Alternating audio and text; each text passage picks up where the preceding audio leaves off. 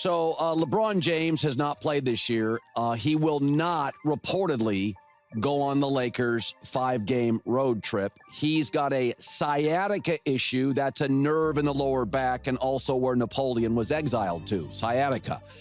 So my least favorite quality in men is high maintenance and neediness. And I'm not saying LeBron's doing that, but there's some supposition that LeBron has his feeling hurt.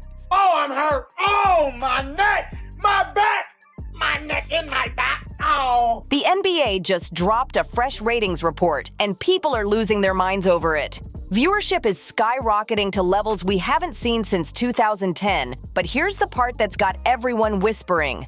The league's so-called king is barely part of the conversation anymore, and the numbers are straight up exposing what that really means. Check this out. The league finally released the official viewership data for the first 2 full weeks of the season, and the numbers are wild. We're talking a shocking 92% jump compared to last year. Yeah, 92%. That's not some glitch or typo. The league is pulling in attention like it's 2010 all over again, back when Kobe Bryant was still out there setting the whole basketball world on fire. To really get how huge this comeback is, you gotta remember how rough things were last season. Regular season viewership across national networks dropped to around 1.553 million per game, and the season before that was just slightly higher. Year after year, the numbers kept sinking, and fans were dragging the league for losing its spark. And here's the part nobody wanted to talk about. The WNBA was pulling around 1.2 million viewers per game. When another league starts creeping up close to your numbers, LeBron's going to be watching this team while he's out. And if while he is out, they are struggling, that could lead to the next step. Chich, down court, Reeves, dug it in. Doncic, 47. And that'll do it. A disheartening defeat. Underneath, there's Luka. He puts it up. He puts it in and one. And the Lakers are on their way to evening their home record at 2-2. Flashback. Remember what Shams was told by Rich Paul? That the Lakers, Rich and LeBron, they'll be watching every move because the priority at this stage is to win. right, If they're not winning, maybe he's going to have to go elsewhere. you know something serious is going on. But this season, everything flipped like a plot twist. Opening night alone brought in a massive 5.61 million viewers, the biggest opening night since 2010. That's the kind of audience the finals have been struggling to bring in lately, and now the regular season is outshining them in a way that's got execs, analysts, and even players saying this might be a turning point. The spotlight just shifted in a major way, and people are starting to wonder who the fans are really tuning in for now. Something clearly shifted this season, and fans can feel it in every game. The whole vibe suddenly looks fresher, sharper, and way more competitive than anything we've seen in years. So what really changed? A lot of people online keep pointing to one massive absence that barely anyone in the media wants to talk about. LeBron James isn't the center of the action right now, and that's making some fans look at the game with brand new eyes. For almost a decade, plenty of critics claimed LeBron acted like he was the one running the league. The guy with Chosen One inked across his back, the superstar who called himself the GOAT in interviews, became the face of a conversation that some fans loved and others felt tired of hearing. While he was building his legacy, a chunk of longtime viewers felt like the league itself was drifting away from the competitive edge they grew up on. Let's rewind to 2010 because that's where many fans say everything shifted. When LeBron announced he was taking his talents to South Beach, it wasn't just a free agency moment. It became the start of an era people still debate today. The super team wave took over fast, and suddenly the league felt predictable to a lot of viewers who wanted more surprise and more grit in the storylines. From 2011 through 2020, people watched LeBron move from Miami with Dwyane Wade and Chris Bosh, back to Cleveland with Kyrie Irving and Kevin Love, and then to the Lakers. And the conversation always followed him. What do you think of when you hear the term load management thrown around? It shouldn't be needed, first and foremost. You know, I never wanted to miss a game because it was an opportunity to prove. It was something that I felt like, you know, the fans are there to watch me play. I want to impress that guy. Flashback. But you have to really play hard Does that hurt you physically? No, because when I play hard all the time. You know, there's no turn it on here, turn it off here. It's just 110% at all times. Fans argued nonstop about whether these teams were built too strong or just smart decisions, and those arguments took over the whole culture of the NBA. Every time a move happened, the talk wasn't about balance or underdog stories. It became another super team headline, and some viewers started to feel disconnected. But it wasn't only about stacked rosters. Fans also complained about a new trend, the rise of load management. Players around the league began sitting out more frequently, and the whole topic turned into a huge debate. Some said it protected athletes, others said it made the regular season feel less meaningful. And because LeBron was the biggest name in the sport, he caught the most attention whenever he took a night off or paced himself on defense. People online would compare it to older eras and say the energy didn't feel the same anymore. Sure, he wasn't the only one juggling rest, expectations, and long careers, but he was the most visible. That spotlight came with criticism, memes, arguments, and endless debates about what the modern NBA should look like. Fans paid money expecting to see the league's biggest star, and when he rested, social media erupted instantly. Now, with him not dominating every headline, some viewers feel like the league suddenly looks wide open again, and that unpredictability is bringing back the excitement big time. Meanwhile, player salaries kept shooting up higher and higher, and a lot of fans started saying the effort wasn't matching the paychecks anymore. People felt like the product was slipping, and once the audience feels that shift, everything changes fast. Games started looking predictable, like the same old three-point shootouts with copy-paste plays. Night after night, the rhythm felt identical, and viewers noticed the lack of spark, the missing fire, the energy that used to glue them to the screen. Fans aren't slow. They saw the drop in intensity and started flipping to other channels. The league lost that must-watch feeling, and people were loud about it online. But here's where things get real interesting. With LeBron sitting out these first few weeks because of his sciatic issue, fans finally got a look at what the league might become when new stars take the stage, and the results have been wild. Nikola Jokic is out here doing things people swear they've never seen before. The guy looks like he's having another career year. Again! That's 6 seasons straight of leveling up, and that's unheard of. He's showing why so many folks call him the best player on the planet. And he's doing it with no drama, no super team talk, no loud self-promotion, just pure skill, pure IQ, pure hoops. Giannis is still a straight-up powerhouse, too. 2-time MVP, always locked in, always giving full effort every single night. No excuses, no hiding, just raw competition and nonstop dominance.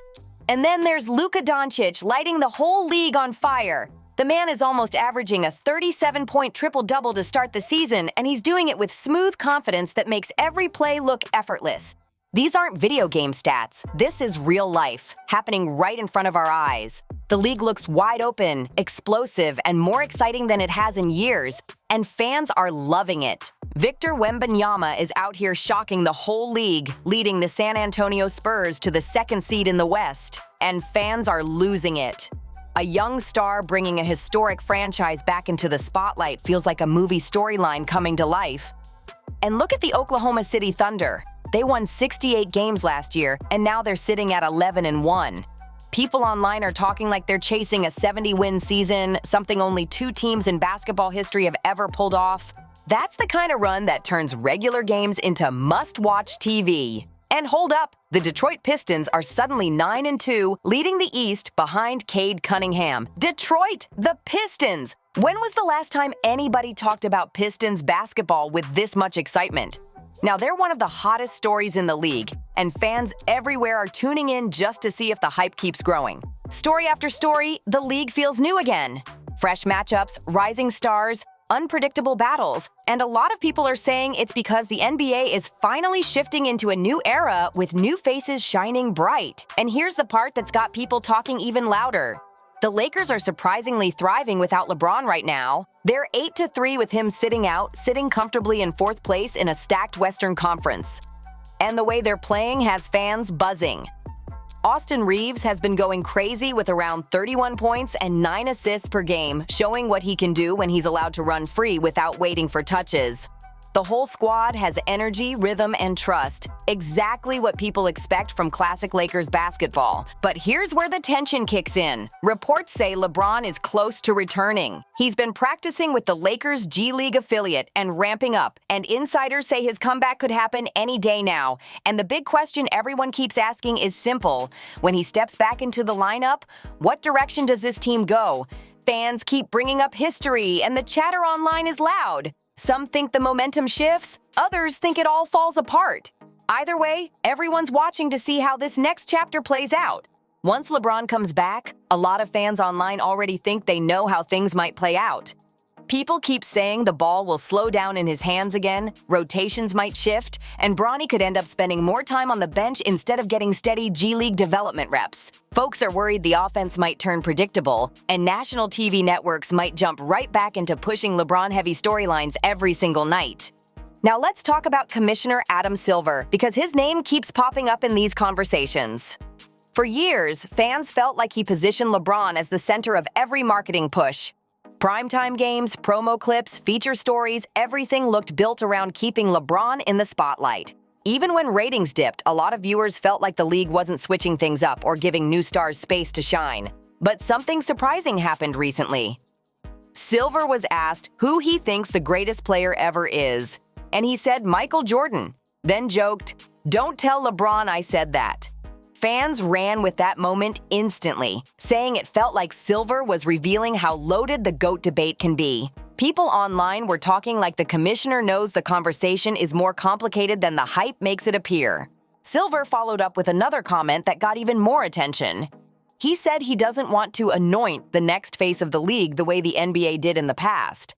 Instead, he wants the next superstar to earn it on the court, just like legends before them.